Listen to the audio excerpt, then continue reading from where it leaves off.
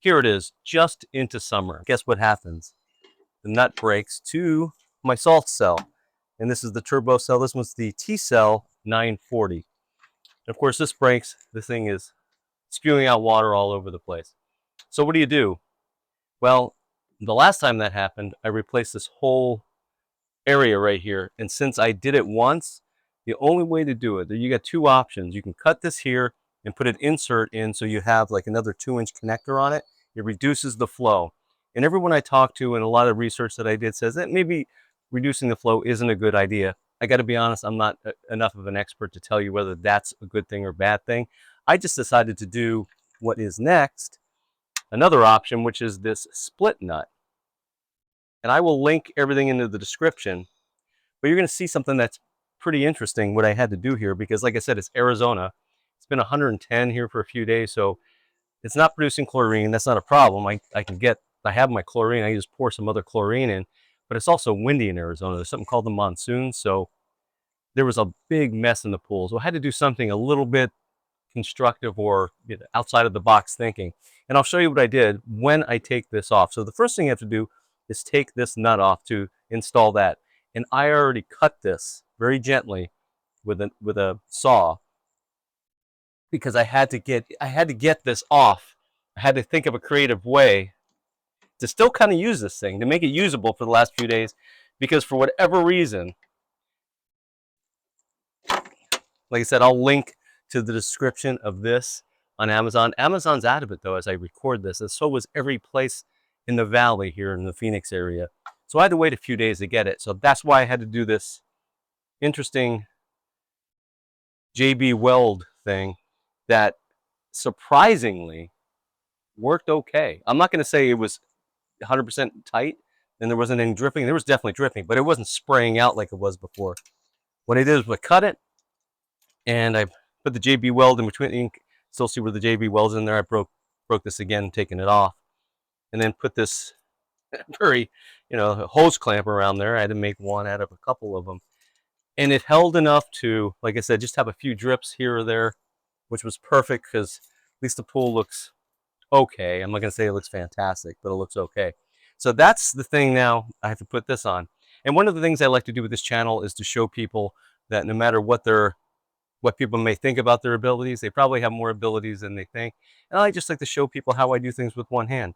How I'm going to do this, I don't know. I've never put one on, but let's give it a shot and see what we can do. So it comes with the two sides here, and then 2 screws that will screw this thing together. So how I'm going to hold this and screw it in, I don't know, but I will figure it out. I will figure it out in front of you, which may be embarrassing, but we'll see what happens. So the first thing, by the way, I also replaced the O-rings in there. What the heck? So I'll be able to hold that. I can tell it's upside down though. The smaller holes on this are on the, well, in my case, it's going to have to be down because I'm going to have to hold this. Put this in here. I will, again, have the split nut link in the description. I think it's called Magic Plastics. Yeah, so it's going in no problem. Get it on the other side. I like to just kind of do one side a little, not tight all the way. I don't like to tighten one side and then tighten the other. I worked for a major tire company for many years, so I'm big on the star pattern, do a little over here, a little over there, just kind of makes things seat a little better in my opinion.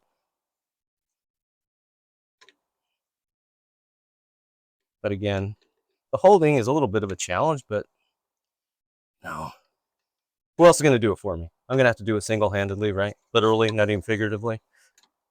I don't know, you people always say, oh, I did that single-handedly.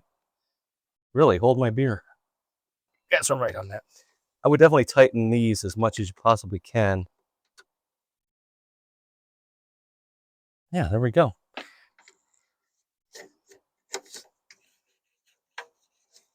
Yeah, looks pretty good. Let's tighten this up and see what happens. Let's put this cell on.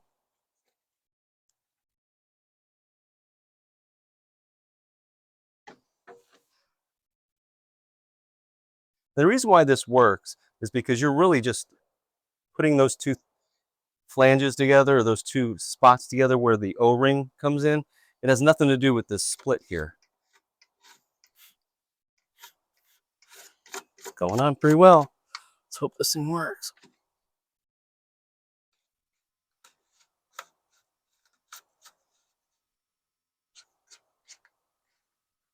While I had this out too, I cleaned it.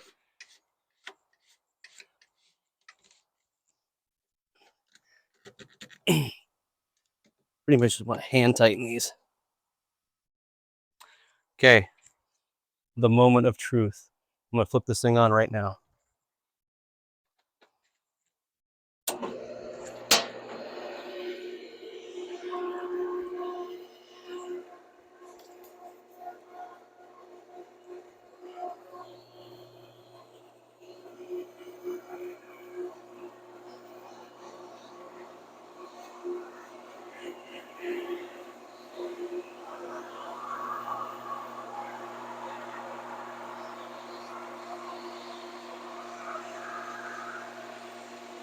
No leaks now.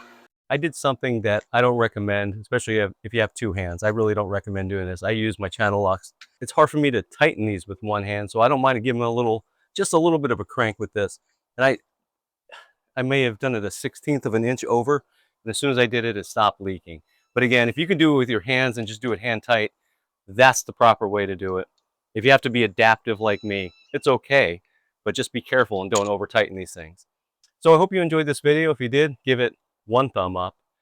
Leave a comment if you have any questions. Like I said, I'll have everything that I did today, all the links to the product and the description in the description as well. And thank you for watching.